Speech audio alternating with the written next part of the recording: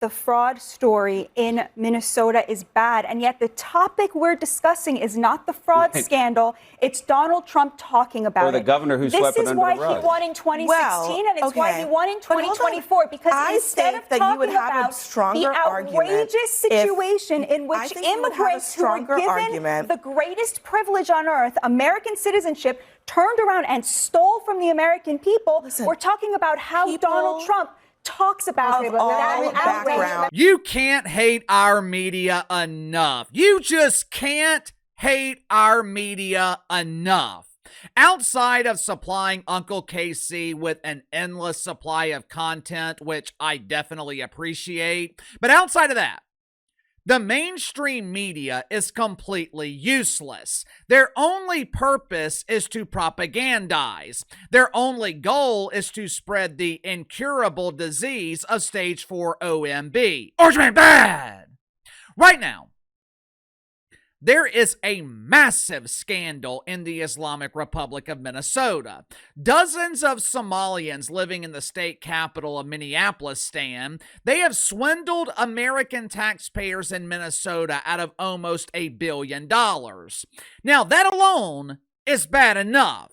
It's bad enough that people from this third world country who were given the unbelievable privilege of living here in America, keyword, given, because that's what American citizenship is. It's a gift. Whether you were born in America or if you immigrated here legally, either way, it is a gift. It is an absolute privilege to live in this country. But for a lot of Somalians, that privilege was not enough. Not only were they gifted the privilege of living here in America, they also believe they are owed something. They want to mooch off of hardworking Americans. That's bad enough. But to make matters significantly worse, a lot of the money they were mooching off of hardworking Americans in Minnesota, that money was allegedly being sent to a terrorist organization in Somalia.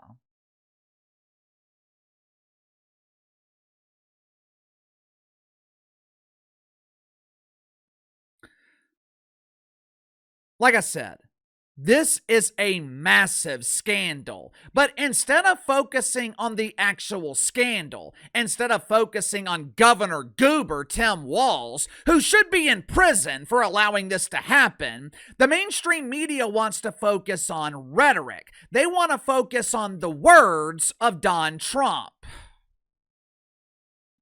Once again, the mainstream media is relying on the overplayed tactic of mythical racism. Let me ask you something. Your house, your apartment, your neighborhood. Let's pretend that there is a vacancy right next door to you and you're allowed to choose who you want living next door. There's limited information provided on all the applicants. The only information provided is their country of origin and their religion. First applicant is an atheist who was born in the People's Republic of California. The second applicant is a Christian from Lexington, Kentucky. The final three applicants, they are from Iran, Pakistan, or Somalia. They were raised under Sharia law, but they claim to have distanced themselves from the Islamic faith. Out of the 5 applicants, one of them has a history of extreme violence, but you have no way of knowing which one it is. Who are you choosing to live next door to you? When you look out your window every morning, who do you want to see checking their mail and their thong? I would imagine most people are going to choose the atheist or the Christian. Why? Because most people are going to mitigate their risk. Obviously, that's a very basic analogy, but hopefully you get the point. For nearly 4 years under our former fearless leader, Johnny B. Biden, we were allowing people into this country unchecked. We were allowing people into this country that we knew nothing about. Since most people are unaffected Since the mainstream media doesn't have these immigrants living next door to them in their gated communities, they don't care. Or even worse, the media defends their right to be here. For months, I have been begging Don Trump to address the very real problem of immigrants from third world dumps. Forget about Sanchez from Tijuana. Forget about Gomez from Guadalajara. Do they need to be here legally? Yes, but Mexican culture shares a lot of similarities with American culture. The real problem is this massive influx of immigrants from third world countries who not only refuse to assimilate, some, not all, some of them are defrauding the system and using our money to spread Islam or sending our money to terrorist organizations. And Don Trump has finally had enough. Make sure to like and subscribe. You can follow me on Twitter at KC_BTL84. Link to the second channel in the description below. Earlier today on the second channel, I explained why Zion Williamson's NBA career is likely over. Zion Williamson is one of the biggest waste of God-given natural talent that I have ever seen. Part of me actually feels bad for him because I think once he gets older, he's going to regret wasting his talents. He's going to regret destroying his own NBA career.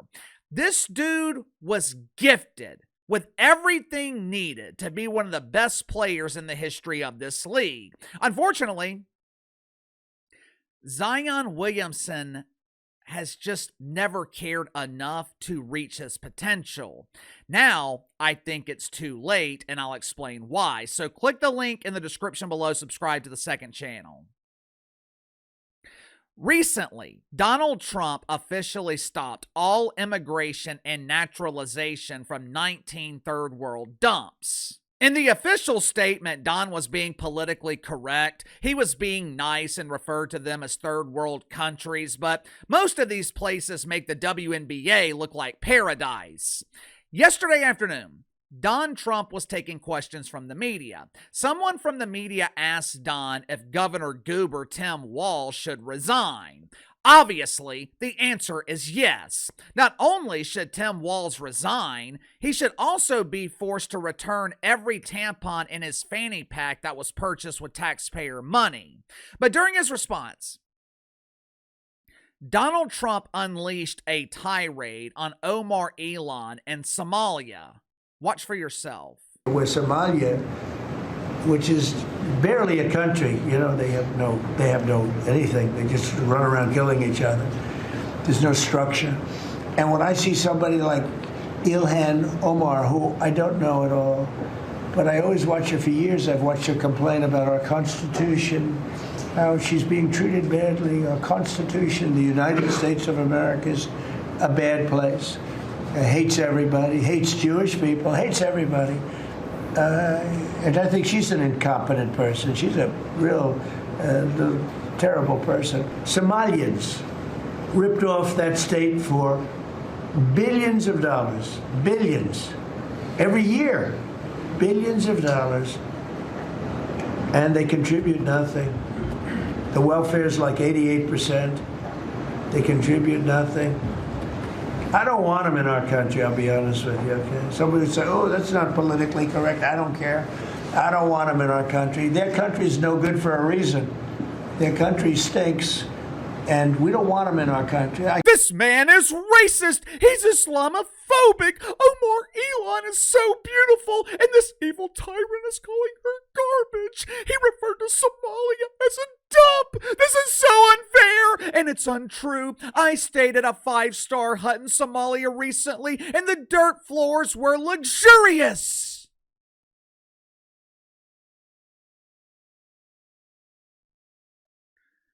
Since when did brutal honesty become racist?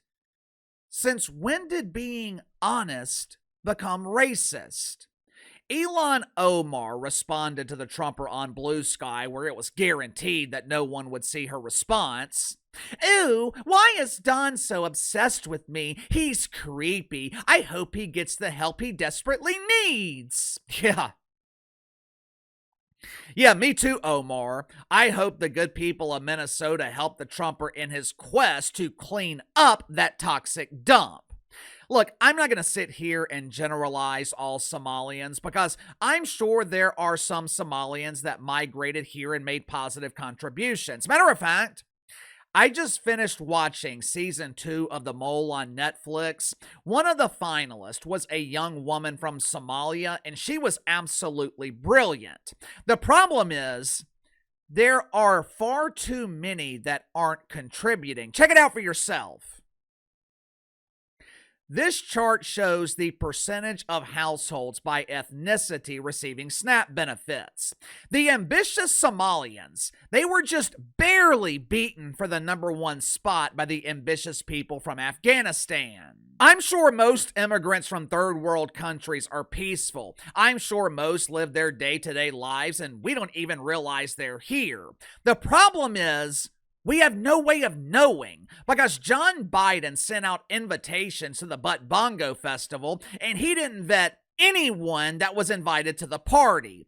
It would be like opening up your own home to anyone. It would be like you opening your front door and allowing anyone to live with you rent-free. Not only are they not paying rent, they're also eating all your groceries. When you get home from work, they're sitting in your recliner watching TV. When you ask them to get their ass up and give you the remote, they call you racist. Then they tell you to fix them a drink.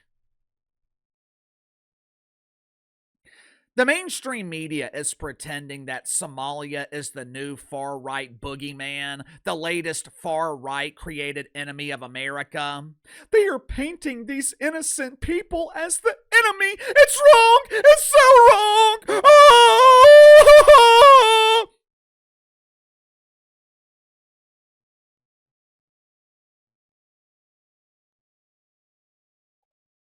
You know, back in the 1980s, the perceived enemy of America under Ronald Reagan was the communist and Colombian drug traffickers.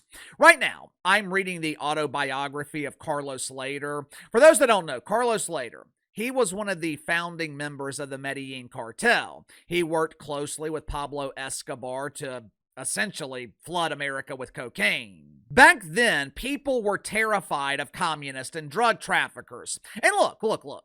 Communism is still a very real threat, but there's a huge difference between communist and Islamist. There's obviously a huge difference between drug cartels and Islamist. Well, Casey, I thought we were talking about Somalia. Yeah. Yet 99% of Somalians practice Islam. Laws in Somalia comply with the principles of Sharia, which is the antithesis of American culture. Imagine being Somalian and moving to America. It's literally a culture shock. And they are bringing their culture over here, and that is the main problem. You see, drug cartels want your money. Your odds of being personally affected by Pablo Escobar were slim. They were selling poison, but for the most part, it was your choice as to whether you consumed it. Communists are more dangerous than drug traffickers because communists want everything. They want your money, your property. They want to own everything while you own nothing. A communist will rent you a toilet, then steal your doodle. Communists want all your material belongings, but Islamists, they want your soul. With Islam, once it spreads throughout a country, it's over. There is no rehab, and for far too long, America has been trying to rehabilitate these third world countries that are dominated by Islam. We either try regime change over there, which never works, or we bring people seeking asylum over here, and clearly, That ain't working either.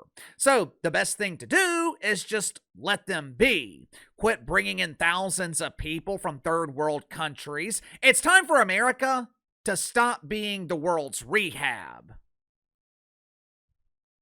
Sound off in the comments below. I'll see you guys tomorrow.